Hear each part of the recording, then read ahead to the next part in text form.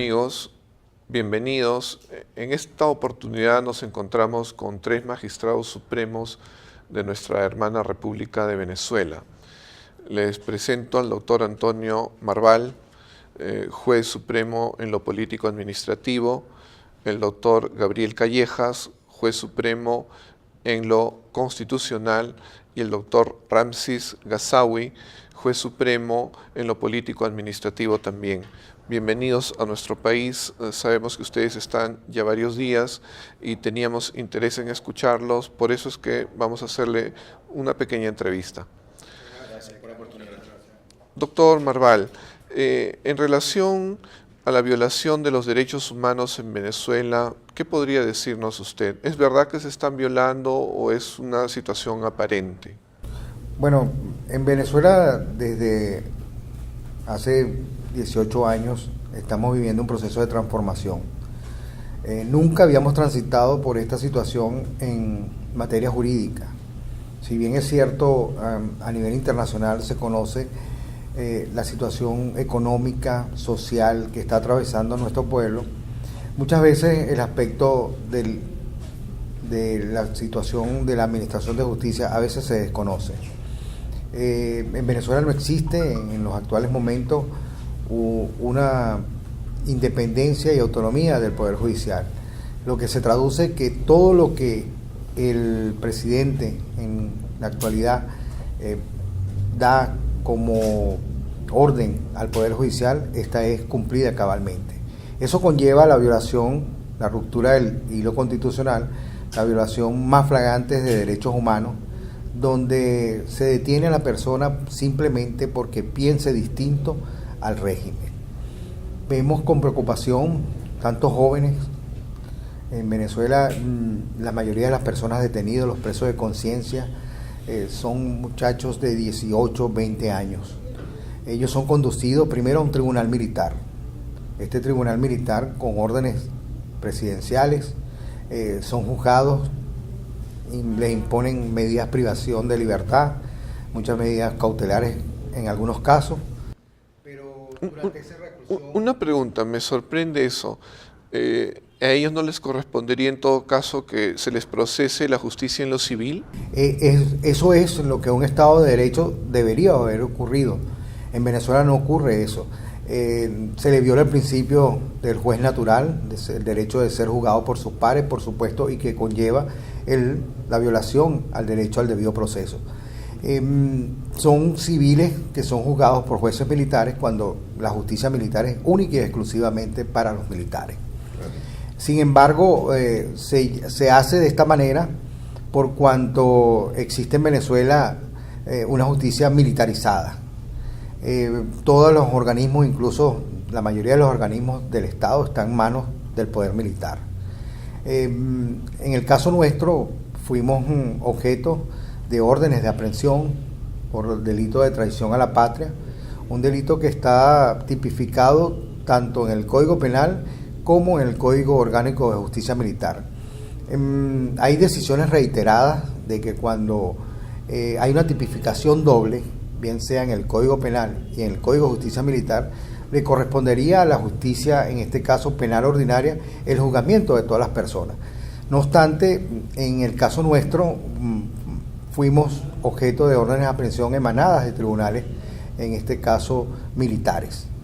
De manera que una flagrante violación a la Constitución pesa sobre nosotros órdenes que, por supuesto, inconstitucionales, porque debemos decir que no en ningún momento hemos traicionado a la patria. Fuimos designados magistrados de la República y que por el solo hecho de que una imposición del presidente de la República, donde da la orden de que se nos juzgue por traición a la patria, en estos momentos estamos siendo procesados o estamos siendo por lo menos solicitados por la justicia venezolana. La violación entonces de todos esos derechos fundamentales del ciudadano en Venezuela lamentablemente está ocurriendo. Venezuela se ha constituido en un estado no donde impera la justicia, donde impera la libertad, sino que por el contrario, en Venezuela en los actuales momentos tenemos un estado donde los presos de conciencia, las violaciones de derechos humanos, está a la orden del día. Wow, en realidad sorprende porque siendo ustedes, digamos, teniendo la investidura que tienen, si se les puede afectar tan fácilmente así por una orden presidencial, definitivamente un ciudadano de la calle, nosotros en el Perú decimos un ciudadano de a pie, pues tiene todas las de perder definitivamente, ¿no? Es que incluso correspondería para ser juzgado nosotros un fuero especial, al igual que los diputados. Sin embargo, eso está también violándose en Venezuela. Los diputados, en el caso de los altos funcionarios, no se le da ese fuero especial, y así como usted bien lo señala, imagínense el ciudadano a pie que ocurre toda esta serie de atropellos día a día en Venezuela. Doctor Callejas, ¿el nombramiento de ustedes fue a partir de qué autoridad que les daba la legitimidad en el cargo? ¿Y cómo fue que se impidió que ustedes puedan asumir sus cargos?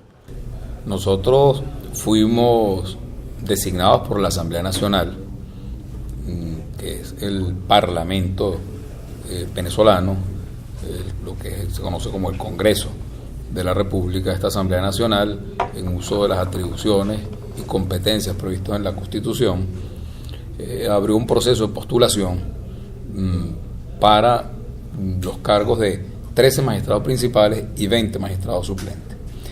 Ese proceso de postulación ocurre a raíz de la revocatoria del nombramiento también de 33 magistrados que en el año 2015 habían sido designados por la anterior Asamblea Nacional, la cual, una vez materializada la elección y el cambio de los representantes o integrantes del Parlamento en el pasado, es decir, antes del 2015, con una mayoría por parte del partido de gobierno, al haber obtenido los partidos políticos agrupados en la Mesa de la Unidad o la oposición venezolana una mayoría contundente, superior a las 2/3 partes, el Parlamento anterior hizo un nombramiento expedito sin cumplir con las normas y procedimientos previstos en las leyes y en la Constitución, y designa a esos 33 magistrados que posteriormente esta Asamblea Nacional decide revocar.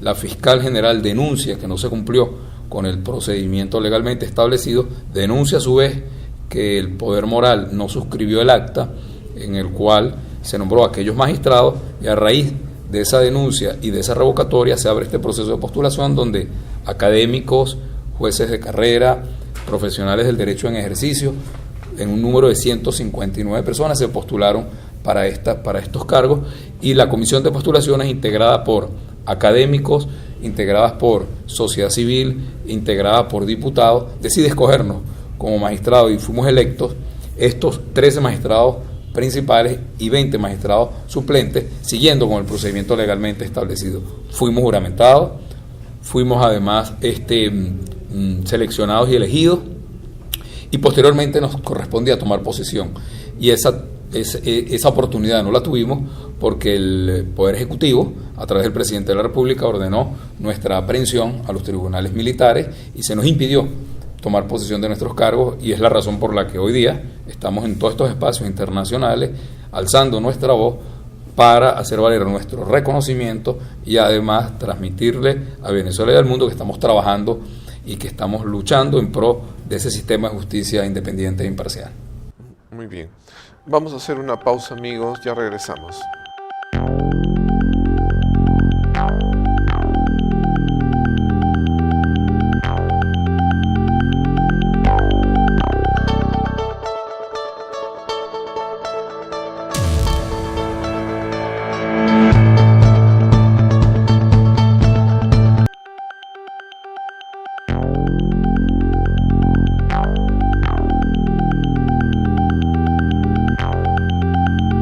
Doctor Callejas, usted nos había dicho que el presidente prácticamente dispuso una persecución contra ustedes, una denuncia impidiéndoles asumir el cargo. ¿Él tiene esa facultad según la Constitución venezolana? En lo absoluto. Esa es la mayor demostración de la injerencia y la intromisión del Poder Ejecutivo en el Poder Judicial. En el caso de nosotros, en el momento en que fuimos juramentados y fuimos además designados por la Asamblea Nacional. Al día siguiente, el presidente en cadena nacional nos imputa, se convierte en titular de la acción penal y nos imputa ser traidores a la patria, y además ordena ante los medios de comunicación que sean congeladas nuestras cuentas bancarias y nuestros activos patrimoniales. De modo que en un flagrante acto de violación a la Constitución y a la independencia de los poderes, el Poder Ejecutivo en cabeza del presidente gira órdenes al Poder Judicial, y en este caso a través de su comunicación pública en los medios de comunicación, valga la redundancia, ordena nuestra aprehensión y nuestra persecución. ¿No hubo una investigación de esos supuestos cargos? No hubo una investigación, solo hubo una orden del presidente de la República. Inmediatamente se libraron esas órdenes de aprehensión, y no solo en nuestro caso, en infinidad de casos que hemos visto en el día a día de Venezuela. El presidente de la República y el Poder Ejecutivo ordena, por ejemplo, la destitución de la fiscal, y los órganos de justicia acuerdan y dictan una sentencia en la que complacen la petición del presidente. En el caso de la Asamblea Nacional Constituyente o la Constituyente de Maduro, pasa exactamente lo mismo. Las bases comiciales que el presidente dicta para que se convocara a esa Asamblea Nacional Constituyente, la hace sobre la base de hacerlo sin consultar al pueblo, se hace un referéndum consultivo, pero además de eso, el Tribunal Supremo de Justicia, en acatamiento a la voluntad del presidente, dicta una sentencia en la que establece que las bases comiciales dictadas por el presidente de la República y además avaladas por el Consejo Nacional Electoral cumplen con los requisitos previstos en la Constitución de la ley y las leyes, cuando efectivamente no es así. De modo que ahí vemos cómo hay esa intromisión del Poder Ejecutivo en las decisiones del Poder Judicial y en las decisiones del Poder Electoral. Ellos sin contar con las intromisiones en el poder moral y hoy día con la destitución de la fiscal, en un acto inédito, el defensor del pueblo es designado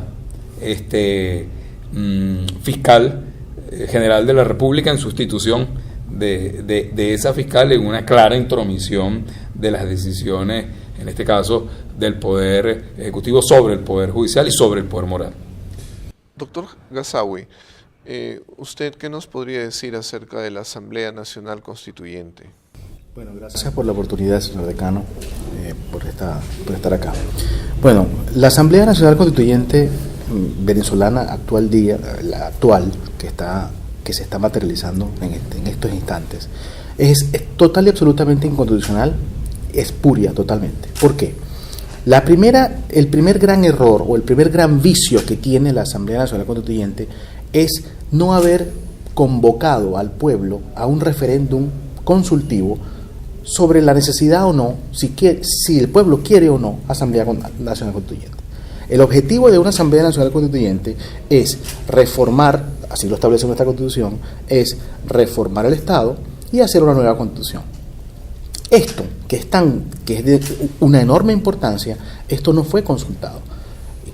Y es una necesidad obligatoria que está en la Constitución, que establece que materias de gran importancia deben ser consultadas, ¿verdad?, a través, en este caso particular, de un referéndum consultivo, que, por cierto, tiene carácter vinculante por la entidad de lo que significa una Asamblea Nacional Constituyente. Este es el primer gran error.